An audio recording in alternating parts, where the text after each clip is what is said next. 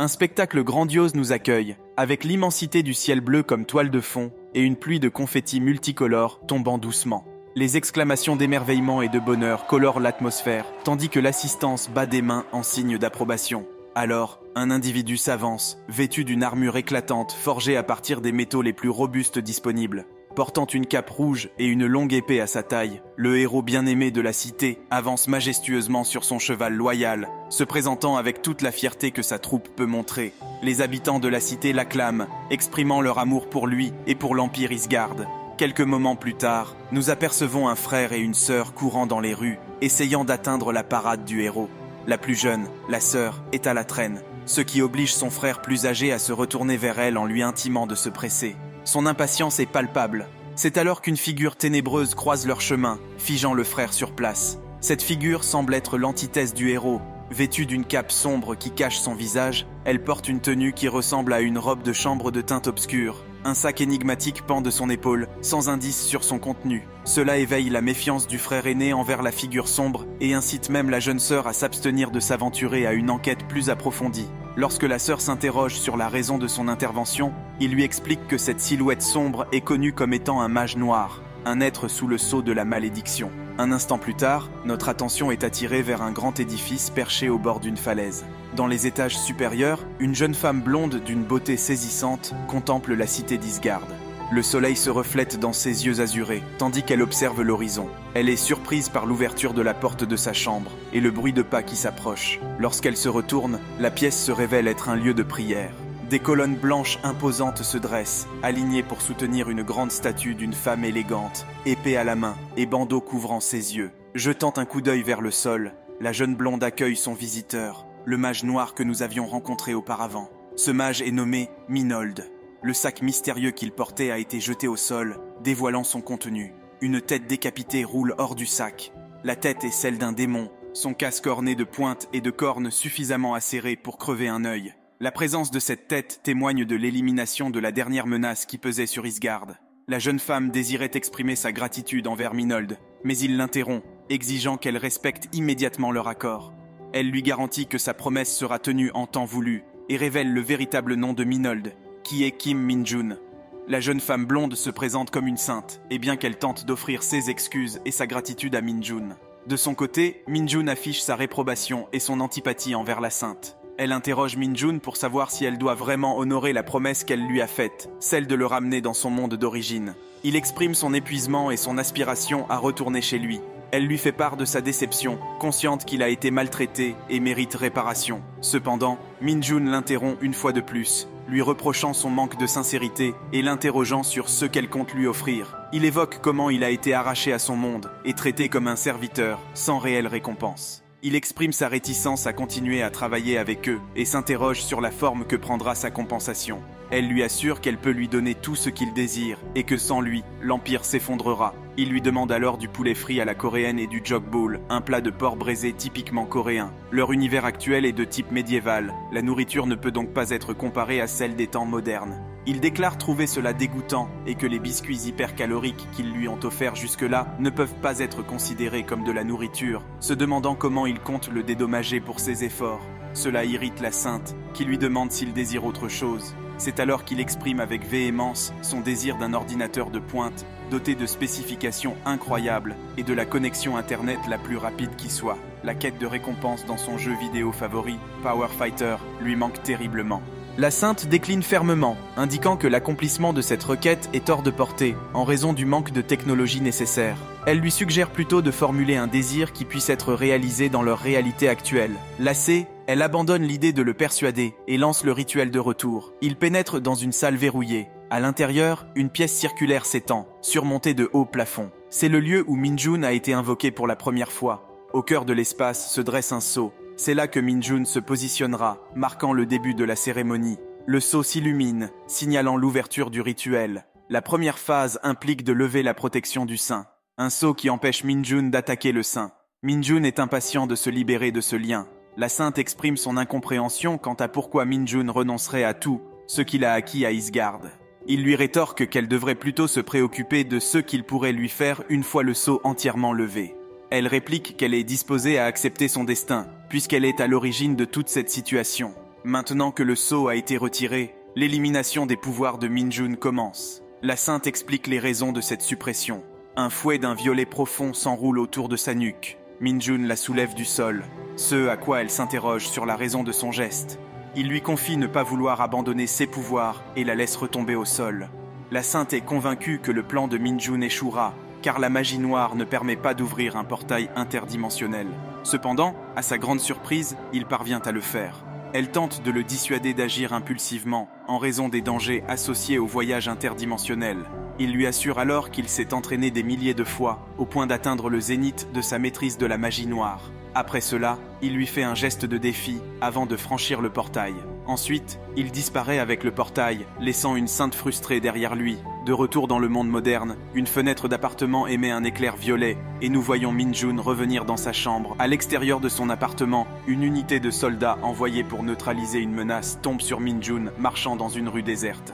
Les soldats s'efforcent de mettre Min-Jun en sécurité, mais il se retrouve pris dans une embuscade tendue par un grand loup sombre. L'air est rempli des cris des soldats qui exhortent notre protagoniste, Min-Jun, à éviter le bond du loup sombre. Pour un instant, Min-Jun se plaint qu'une créature sale tente de l'attaquer et tente de la repousser avec sa magie. Mais l'énergie démoniaque dont il a besoin est épuisée. Cela ne signifie pas pour autant qu'il est impuissant sans elle. Min-Jun saisit fermement la tête du loup et la projette au sol, laissant une énorme empreinte dans le trottoir. Les cris et les hurlements font place au silence, tandis qu'il frappe à plusieurs reprises la tête du loup contre le sol. Les soldats, témoins de la scène, blêmissent et deviennent méfiants à son égard. Min-Jun a enduré un entraînement spartiate intense qui lui confère une grande force, même sans sa magie. Il se questionne alors sur la présence d'une créature de l'autre monde en Corée. Qu'a-t-il pu se passer pendant ces 2 années d'absence ? Peu de temps après, on les aperçoit sur une autoroute, à bord d'une Jeep militaire. Un soldat lui explique qu'il aurait pu être incarcéré pour son acte, mais décide de passer l'éponge pour éviter tout ennui. Le phénomène des donjons a surgi il y a plusieurs années, et les créatures qui s'y trouvaient se sont déversées dans le monde. Avec l'émergence des donjons, des êtres surhumains appelés les éveillés ont vu le jour. Il s'agit d'humains dont les capacités surpassent celles de l'homme ordinaire. Ils ont par la suite formé la police des chasseurs, chargée d'éliminer les monstres dès leur apparition. Même dans ce monde en décomposition, Min-Jun n'a qu'une seule idée en tête, se divertir et se détendre. Cependant, cela s'avère difficile en raison de l'absence de service internet à jour. Le soldat qui l'accompagne trouve Min-Jun étrange, mais choisit de ne pas en savoir plus. Pour garantir sa sécurité personnelle, Min-Jun cherche des détails sur l'évacuation des citoyens coréens, notamment des créateurs de jeux, et sur la situation dévastatrice en Corée. Il rencontre un soldat coopératif qui lui confie avoir excellé dans les études de théorie des créatures fantastiques et de la science des donjons lors de son passage à l'université. Le soldat révèle que le pays est actuellement plongé dans un chaos causé par une anomalie qui a commencé à se manifester dans les donjons, il y a 2 ans. Des donjons se sont multipliés et ont augmenté en taille plus que d'habitude, et un nombre accru de créatures monstrueuses ont commencé à émerger de ces donjons énigmatiques. Cela a conduit les forces militaires à être submergées par la gestion des donjons et à devoir mettre en quarantaine certaines régions civiles. Les efforts des forces armées se sont avérés insuffisants en raison d'un manque de personnel. Par contre, Min-Jun s'inquiète principalement pour la sécurité des entreprises de jeux. Le soldat propose à Min-Jun de rejoindre l'armée, puisqu'il a atteint l'âge de conscription. Les soldats et les chasseurs sont tenus de servir pendant 5 ans, et Min-Jun, ayant 21 ans, aurait dû déjà recevoir un avis de conscription. L'objectif de Min-Jun d'avoir une vie confortable et tranquille est sur le point de s'effondrer avec cette révélation. Un SMS arrive alors, contenant son ordre de conscription et l'informant qu'il doit se présenter le lendemain. Pensant qu'il s'agit d'un message indésirable, le soldat confirme cependant que c'est bien une convocation, bien qu'aucun examen physique n'ait été effectué. Le soldat lui demande de vérifier dans la salle informatique du centre d'évacuation, une proposition qui illumine le visage de Min-Jun. Le bruit distinctif du clic d'une souris, le frisson du jeu et les portions généreuses de grignotine font verser à Min-Jun des larmes de joie. Après avoir assouvi son désir de jouer, il navigue sur Internet à la recherche de nouvelles expliquant ce que le soldat vient de lui dévoiler. La situation mondiale actuelle et son ordre d'enrôlement se confirment pour Min-Jun. S'il possédait une réserve complète d'énergie démoniaque, source de ses pouvoirs, Min-Jun pourrait facilement triompher de tous les donjons par lui-même. Cependant, ce n'est pas le cas. Toutefois, même sans ses pouvoirs, Min-Jun conserve la force et le savoir qu'il a acquis pendant 2 ans. Avec cela, Il pourrait toujours être capable de conquérir tous les donjons en solitaire. Une idée lumineuse lui traverse l'esprit et il se met à jouer. Le jour suivant, Min-jun se rend à la caserne pour son enrôlement, en grignotant quelques brochettes. Des adieux sonores et des sanglots emplissent l'atmosphère, tandis que les familles envoient leurs enfants se préparer à combattre les créatures monstrueuses. Contrairement à eux, Min-jun est très excité, même si aucun membre de sa famille n'est là pour l'accompagner. Les soldats appellent les nouvelles recrues à se rassembler dans l'auditorium. Les vétérans accueillent les bleus avec une série de remontrances. La plupart des gens trouveraient cela dégradant et effrayant, mais Min-jun n'est pas ordinaire. Pour lui, ces soldats, malgré leurs injures envers les nouvelles recrues, sont sympathiques comparés à l'enfer qu'il a vécu dans l'autre monde. Après avoir été traités comme des esclaves, fouettés et affamés, sans espoir de survie, le commandant du bataillon en charge de l'enrôlement invite ceux qui souhaitent postuler au corps des chasseurs et n'ont pas eu l'opportunité de le faire à lever la main. Il leur indique que leur traitement sera radicalement différent et que leur salaire de base sera de 3 millions de won. Un silence s'abat dans la salle et le commandant demande à ceux qui le souhaitent de lever la main. Il les assure qu'ils peuvent refuser, que ce n'est qu'une formalité. Cependant, une main se lève. C'est Min-jun qui est appelé à l'avant.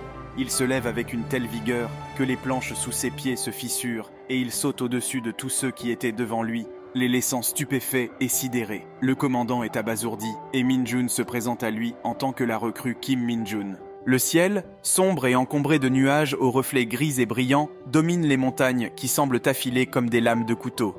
Dans l'ombre d'une grotte du canyon oublié, au nord d'Isgard, nous apercevons notre héros, Min-jun, installé sur les restes d'une araignée défunte. C'est ici qu'il entreprend d'éclairer la complexité qui entoure le rôle d'un mage noir. Le mage noir possède un arsenal de pouvoirs redoutables, alimenté par une puissante énergie démoniaque. Contrairement au mana des mages classiques, cette énergie harmonique ne se régénère pas naturellement. Elle doit être récupérée en terrassant des monstres qui en sont chargés, un processus cyclique qui s'avère inefficace. Cette contrainte l'oblige à s'aventurer seul, incapable de trouver des compagnons pour former un groupe.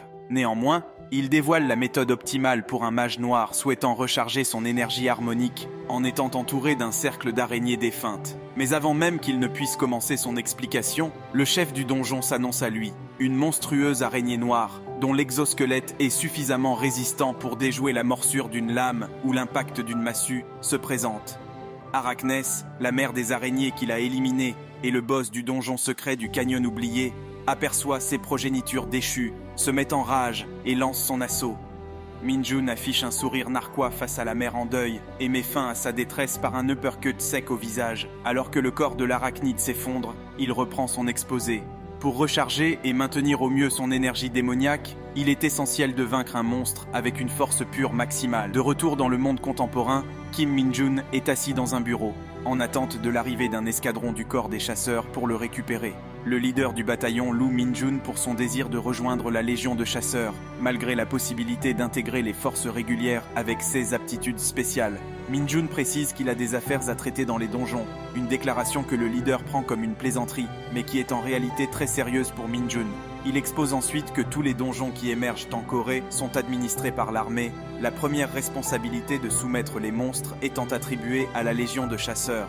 Cette légion est composée d'individus hautement compétents qui peuvent progresser en grade, indépendamment du temps de service, tant qu'ils démontrent leurs compétences sans restriction. Min-jun envisage d'intégrer cette légion pour avoir un accès direct au donjon et y exterminer la majeure partie des monstres de ses propres mains. Cela lui permettra de rencontrer des monstres possédant de l'énergie démoniaque et de progresser sans contrainte. Il pourra ainsi récupérer ses pouvoirs perdus. Il estime pouvoir réaliser tout cela en environ 5 ans, ce qui lui arrache un large sourire. Un bruit de frappe à la porte détourne notre attention vers un militaire vêtu d'un uniforme tactique noir qui salue le commandant du bataillon. Le sergent de la Légion de chasseurs, Lee Sang-ho, le salue, et le commandant répond d'une manière plus formelle que lors de son précédent échange avec Min-jun. Sang-ho demande à Min-jun s'il possède véritablement des compétences éveillées, et lui demande de le vérifier en ouvrant sa fenêtre de statut et en révélant toutes ses statistiques. Min-jun acquiesce et rappelle que ces fenêtres de statut étaient également présentes à Isgard, mais qu'il les consultait rarement car elles ne fournissaient que les valeurs numériques des statistiques et compétences de leurs propriétaires. Mais ici, dans le monde actuel, il est confronté à une surprise qui le laisse sans voix. Sang-ho demande une explication et Min-jun est à court de mots. Il explique que sa fenêtre d'état indique une erreur, comme si elle était un ordinateur. Le sergent Sang-ho a du mal à croire ce qu'il entend à ce moment précis, coïncidant avec une scène dans un lieu différent. Au centre de formation de la Légion de chasseurs, près de Janggi-do, nous voyons le commandant de bataillon en conversation avec l'un des nouveaux membres de la Légion. Il retrouve une recrue appelée Eun Seo-son après une décennie. Elle est déterminée à ne recevoir aucun traitement privilégié pendant sa formation, en raison de son père, le général Son, et souhaite que le commandant le comprenne. Le commandant la rassure, affirmant qu'elle n'aura droit à aucun privilège, car la Légion des chasseurs n'est pas une organisation qui tolère le favoritisme. Il n'a convoqué Eun Seo-son que par intérêt, en tant que recrue renommée, désirant simplement lui offrir quelques paroles d'encouragement avant de la renvoyer. Il la remercie pour son choix d'intégrer les rangs en tant que simple soldate plutôt que cadre, malgré son statut et ses connexions. Par la fenêtre, nous apercevons une jeep militaire, attirant l'attention du commandant, qui partage avec Eun Seo un rapport récent qui l'a amusé et lui propose de rencontrer une recrue particulièrement intéressante. Peu de temps après, nous nous retrouvons dans un centre d'évaluation où Min-jun va subir des tests car sa fenêtre de statut indique une anomalie. Min-jun dégage une aura de curiosité et Sun-yo le prie de rester calme car son intégration dans la Légion n'est pas encore décidée. Il examinera lui-même Min-jun car c'est un cas exceptionnel et une fois que tous les tests seront effectués et qu'ils auront déterminé s'il dit la vérité ou non, son sort restera en suspens. Min-jun le trouve fastidieux et réservé et lui demande ce qu'il doit faire pour le test. Song-yo tape sur une énorme pierre lumineuse, de couleur rouge sang, semblable à un rubis. Min-jun doit déplacer la pierre d'au moins 1 cm avant l'écoulement de 10 minutes. Cette gemme est connue sous le nom de pierre rouge, un sous-produit généré dans les donjons. Elle est non seulement incroyablement dense et lourde pour sa taille, mais aussi extraordinairement dure. Song-yo s'attend à ce que Min-jun échoue lamentablement, mais pour Min-jun, cela semble plutôt simple. Song-yo doute de toutes les informations qu'on lui a transmises à propos de Min-jun, pensant que ce dernier cherche simplement à profiter du prestige de la Légion des chasseurs. En toile de fond, le commandant du bataillon et Eun Seo observent le déroulement du test depuis le balcon. Min-jun reconnaît le minerai, présent dans tous les donjons d'Isgard, et affirme qu'il devrait être facile de le déplacer sur la distance requise. Il fait pivoter son bras droit vers l'arrière et frappe la pierre d'un coup puissant, brisant le dense et lourd minéral en plusieurs fragments. Il espérait découvrir un peu d'énergie démoniaque à l'intérieur de la pierre, mais il est déçu de constater qu'il ne reste rien d'autre que des débris. Un fort bruit de détonation résonne dans la salle de test, et le son des débris s'effritant étonne tous ceux qui assistent à la scène. Des fragments de la pierre rouge sont dispersés devant notre protagoniste, Min-jun. La brillance rouge sang signifie la fin du test et son approbation pour l'incorporation dans le Hunter Corp.